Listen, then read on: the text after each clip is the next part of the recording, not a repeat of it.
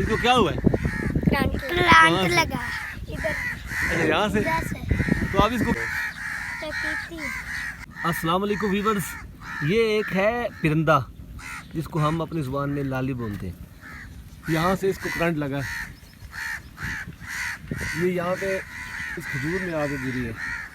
मैं इधर साथ बैठा हुआ था, मैं जल्दी से भाग के जब इसके पास मैं पहुँचा हूँ, इसमें कोई सांस नहीं थी, लेकिन इसको मैंने मिट्टी में जल्दी जल्दी डाला है। अब ये देखें माशाल्लाह ये ज़िंदा हो चुकी है। मतलब मेरी वीडियो बनाने का ये मकसद है, अगर किसी को करंट लगे तो उसको मिट्टी में अगर जल्दी से दबा दें, हो सकता है उसकी जान बच सके। ये जो मेरी वीडियो है ये आगे शेयर करें ताकि ये मैसेज हर किसी के पास पहुंच जाए। माशाल्लाह बच गई। इसको थोड़ा हिलाओ, हिलाओ इसको थोड़ा। ओह माशाल्लाह, गुड, माशाल्लाह माशाल्लाह, ज़बरदस्त। वो चली गई, लेकिन उसको कभी मारेंगे,